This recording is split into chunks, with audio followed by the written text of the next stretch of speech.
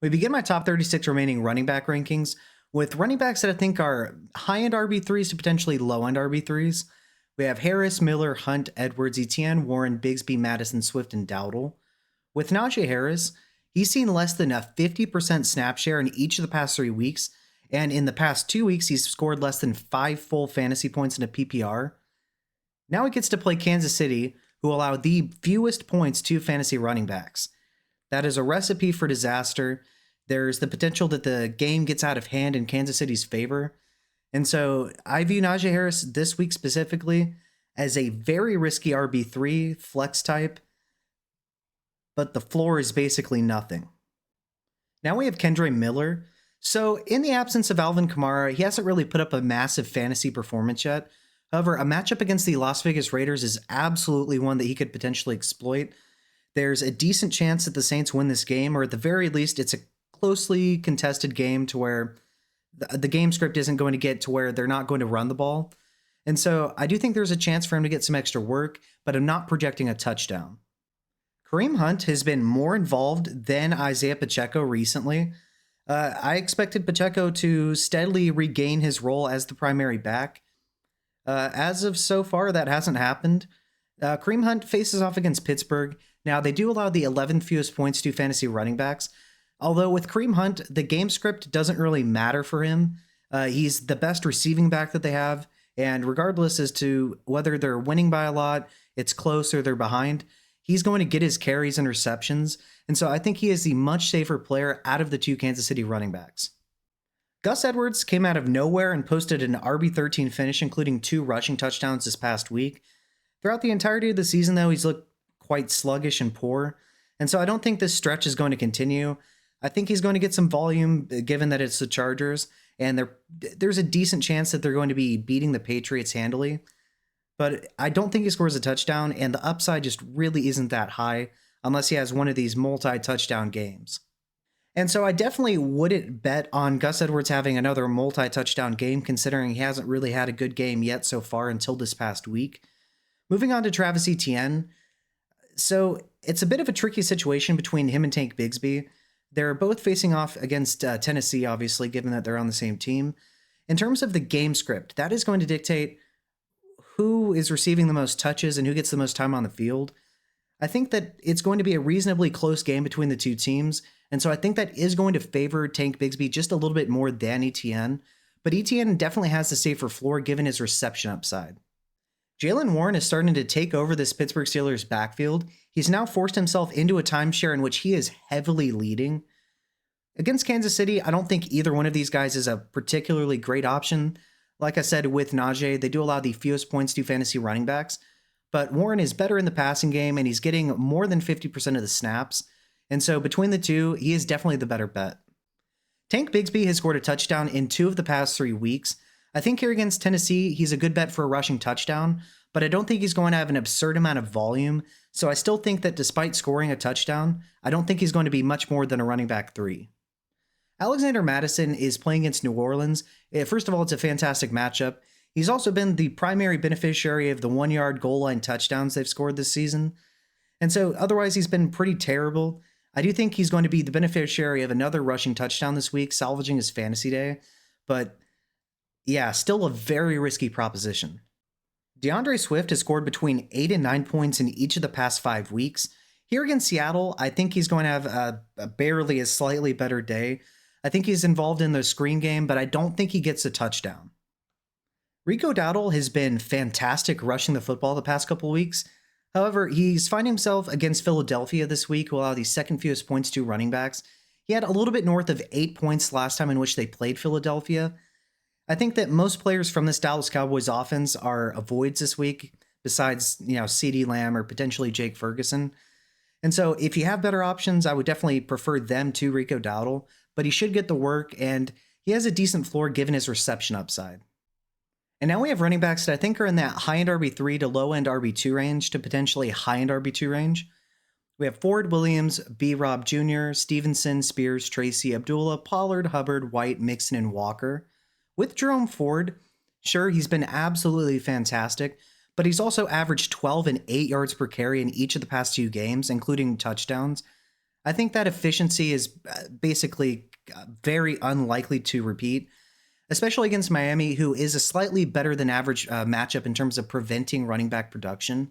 I still think that he's a solid option in terms of he's going to get rush attempts and he's going to get a solid amount of receiving work, but I don't think he scores a touchdown, and I don't think he's going to be able to maintain this efficiency.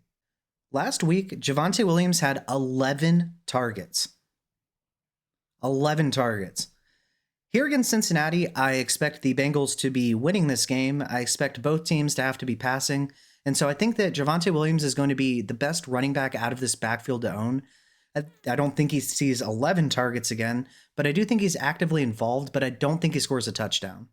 Brian Robinson Jr. is playing against Atlanta, so they do allow the 10th fewest points to fantasy running backs. I do think he ends up with the fantasy...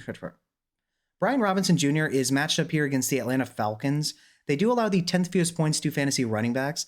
I do think he's going to get a touchdown to save his fantasy day, but otherwise I think he's going to be relatively inefficient. Ramondre Stevenson has had at least 60 rushing yards in each of the past 2 games, including a touchdown this past week. Here against the Chargers, I think he's going to have quite a difficult time. They do allow the 8th fewest points to fantasy running backs. I do think he ends up getting a rushing touchdown, salvaging his fantasy day. And I do think he gets some receiving work, but I don't think his total yardage output is going to be incredible or anything. Let's talk about Tyjae Spears. He scored 2 touchdowns in each of the past 2 games. I don't think that's going to continue.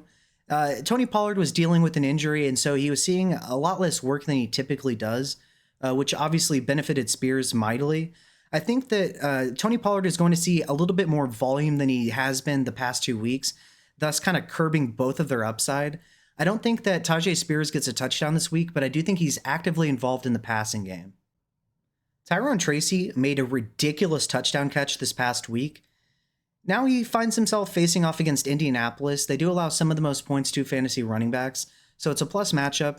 In terms of the game script, I do expect Indianapolis to be leading, but I don't think they're going to put up a massive amount of points in terms of building a ridiculous lead. And so I do think that Tyrone Tracy is going to get a decent amount of work, and I do think he gets a rushing touchdown. Ameer Abdullah is playing against the New Orleans Saints this week. So he has scored a touchdown in each of the past 2 games and had at least 6 targets, finishing with 19 fantasy points in a full PPR setting in both weeks. Here against New Orleans, I think that the game script is going to be somewhat close between the 2 teams. I think both teams have a reasonably likely chance of winning. And so I don't think he's going to see quite as much passing game volume because I don't think they'll be down by so much. But I do think he's going to score a touchdown. Tony Pollard is playing against Jacksonville this week. So he had over 100 rushing yards the last time the 2 teams played. I don't think that's going to happen again, but I do think he's going to see an increased workload and some receiving work. And now we have Chuba Hubbard, who continues to have an amazing game, then a terrible game, amazing, terrible. The last time he played against Tampa Bay, he had only 2.3 fantasy points. I think there is definitely a realistic shot that Tampa Bay gets off to an early lead. And when that does happen, they just don't give Chuba any volume. But if the Panthers are able to keep this close or somehow build a lead, they're going to give him a ridiculous amount of volume. And so I do think it's going to be reasonably close between the 2 teams. And I don't think he's going to see a ridiculous amount of volume, but I do think he gets a receiving touchdown. Rachaad White, prior to last week, had 3 straight games of 60-plus rushing yards. Then this past week, due to game script, he really didn't receive any rushes, but he did get 8 targets out of the backfield. And so it's really nice to see that he can't be phased out of a game, given that he's a better receiving back than runner of the football. Here against Carolina, I don't expect Carolina to build a ridiculous lead. I think it'll either be reasonably close or Tampa Bay should be leading. And so I do think he's going to get more rushing volume, but I don't think he scores a touchdown. And now we have Joe Mixon. So he has scored 10 points or less in 3 of the past 4 games. He's starting to sputter out. And now he finds himself playing against Baltimore, who allow the 9th fewest points to fantasy running backs. That's a terrible matchup. There's a very realistic shot that the game gets out of hand quickly in Baltimore's favor. The good news for Joe Mixon is that he's good in the receiving game, and so I don't think he's going to be phased out, but I don't think he's going to get a ton of rushing volume, and I don't think he scores. Kenneth Walker is coming off an 8-target game this past week. He is questionable, but I do think he ends up playing. He finds himself matched up here against Chicago, who allowed the 4th most points to fantasy running backs. I think there's a very good chance that Seattle gets out to an early lead, which allows them to run the ball excessively, which is Chicago's weakness. And so I think he's a decent bet this week. I think he's going to be efficient, but I don't think he ends up scoring a touchdown.